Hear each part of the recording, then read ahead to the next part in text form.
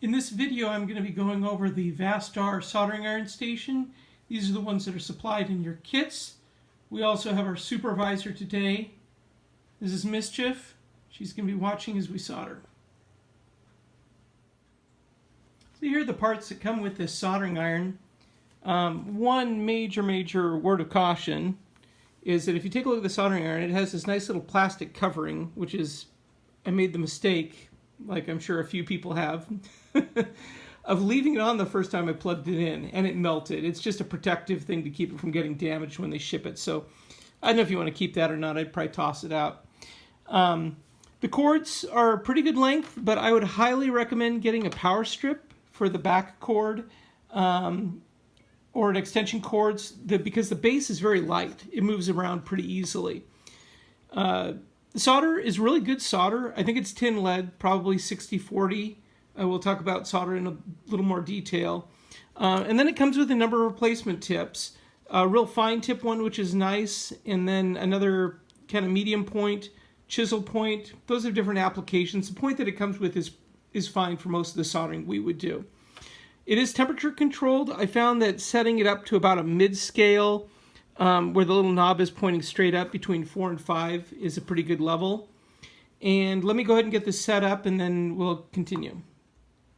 So I'd suggest using some kind of either placemat or some kind of material over any surface when you're soldering that you don't want to have the solder splatter get on it. This station comes with two types of tip cleaning methods. One is this little spring of brass, or little kind of wad of brass springs. And the way it's cleaned in that method is that you basically just poke the tip of the iron in there. The other method is this. There's a blue sponge. And you don't soak it with water. I'll demonstrate this. It magically puffs up here. But you want it slightly damp. And if you look online, you'll find people have all sorts of preferences, which one they prefer over the other.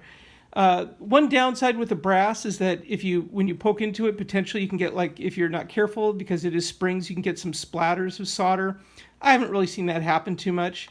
Wiping it on the sponge itself does provide a little bit of a thermal shock. It'll reduce the temperature temporarily, but I've never had a problem with that. So it's kind of preferential, whatever works for you.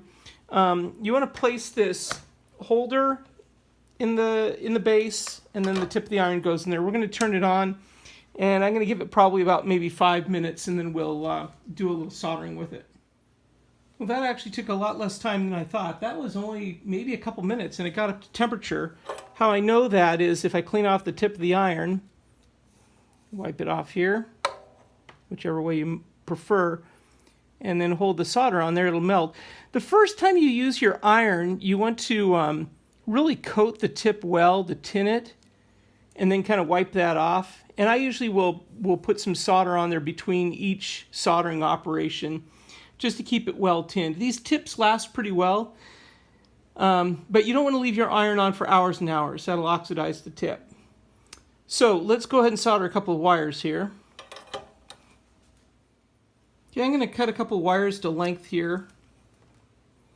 Strip the ends. I think this is 22 gauge wire. And I'm just going to do this as a quick demonstration.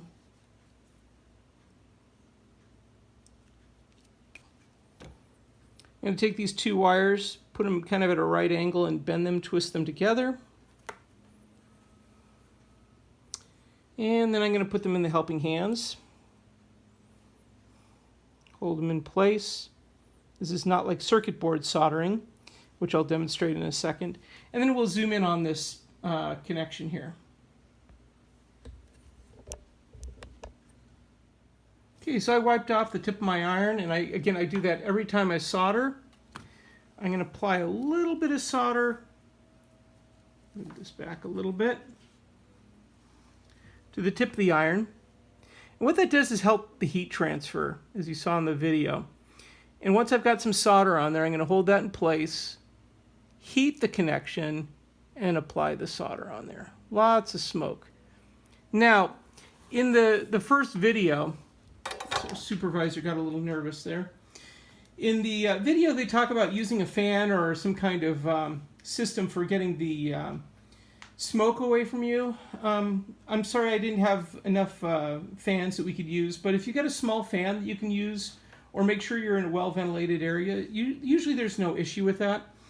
The flux is not that dangerous, but if you've had some kind of breathing issues in the past, it can be kind of an irritant. So I just make sure you're in an open room, and if you have some kind of way of getting some like air blowing around you, that's a good idea. But it's a pretty small amount of flux that burns off. It's not melting the lead at all. It's not like it's toxic, but because the solder probably has a certain amount of lead in it, it's always a good idea to wash your hands when you're done soldering. So that's just kind of a quick intro on the soldering iron. I'm pretty impressed with the quality for the price. It's a good soldering iron. Again, just make sure that once it's turned off that you wait several minutes before you even think about touching the tip. Never test the tip by touching it because you don't know if it's been on before.